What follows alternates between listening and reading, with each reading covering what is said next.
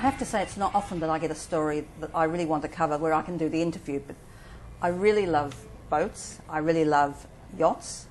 Used to sail a lot, but probably as I'm getting older I prefer now to have a cruiser, or as they're called, yachts now. This particular company started in Thailand some years ago, and they have a project, as I said at the head of the program, $38 million worth of boat. That's an awful lot. We thought we'd take the opportunity to talk to the Managing Director of Yacht Solution Company Limited, or newcomer as they call it, Rua, Mr. Gareth Twist. Thanks for joining us. Thank you. Hello. Obviously that's an English accent, so you came from the UK how long ago? I came over to Phuket in '94, so I've been over here for the last 16 years. With the intention of going into boat building, into top-end boats? Not specifically boat building. I came over as a captain and I was looking into different jobs around the area, but it came quite apparent quickly that there was a requirement for shoreside support. So we slowly immersed ourselves into assisting people with the shoreside of things, and then that slowly grew into the company being set up and then where we are today.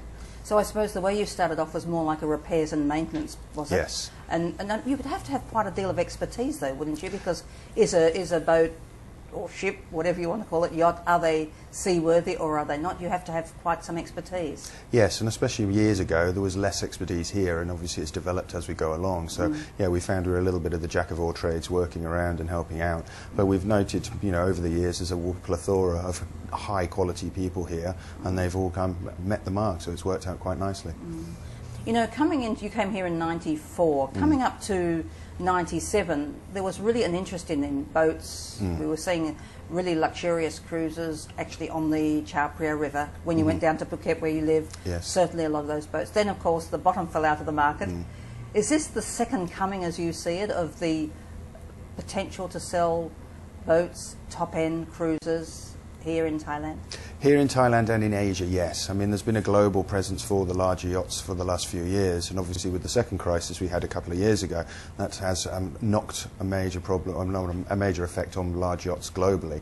But we have found now that the focus on Asia is getting more and more, and especially Thailand, there are people now becoming more interested. So yes, I would say it could be a class as a second coming. And do we have the facilities to support these large cruises? Certainly, yes. We do? Yeah. I mean, over the years, again, there's more and more companies have developed higher quality services, local people getting better at the skilled work. All of the manufacturers are here, all of the brands are here, and there is excellent service, and mainly Phuket and the other areas around where the marinas are. So yes, certainly, they're fully available. So is mainly the raw material for these craft here, or do you actually have to import quite an amount of the material it takes to build these super cruisers? Most of it is imported. I mean, there are specialist areas around the world that will do, whether it's the steel or the aluminium, and then they're similar with the products and parts. Some of the more localized things may be some of the plumbing and other things, but again, especially with what we're doing, is these are all classed and coded, so they have to have a specific endorsement on each of those products. So a lot of those are built. They may well have been built here, but then they've probably been exported out to a base, and then they're coming back in. So we do tend to import most of our products to then export their final goods. Now, to pay $38 million for one of these craft is a big sum of money. Certainly. You wouldn't build it unless it was sold, so we assume it's sold. That's the plan. Well, we've got a speculative design on the one we're looking at now, and we're looking for clients. The one that we're finishing off at the moment has been sold to another client, and that's where we work. So certainly, yes, we're speculating, finding a client, then building for them. How long is this latest $38 million craft? How long is it in size? That's 60 metre, the $38 million. And the height? And the height of it is about 15 metres high. So that's as far as a high building is concerned. How high? Well, it's 5 floors in all, but there's 4 what we call levels for the guests.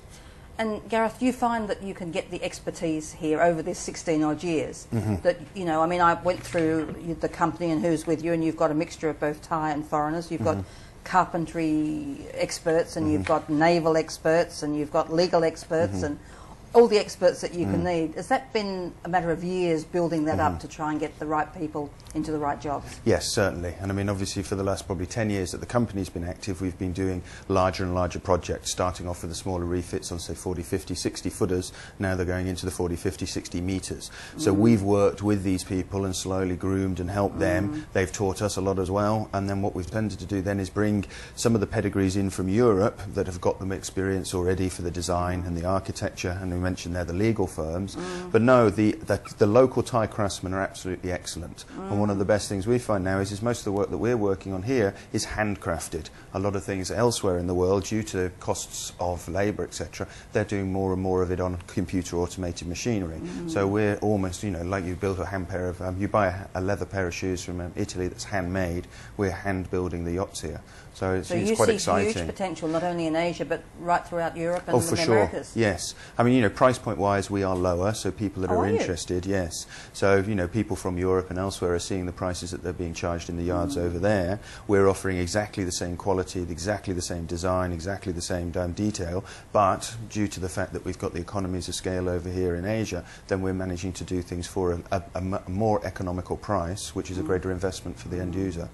You mentioned before that you're a captain and that's how you came to Thailand. So I'm curious, you know, when one of these huge craft are built, I'm not quite sure whether to call them a yacht or a cruiser or what you want to call them, but yacht. a super yacht. Yacht. A super yacht. Are you the captain that says, look, I'll come with you to make sure everything's okay, even though you know it is, to go to take this yacht wherever? Not quite. I am a You'd captain. love to. I'd love to, but I'm a captain of a smaller vessel. So, I mean, to get to the level of these ones, then you've got a huge amount of experience that needs to be gained.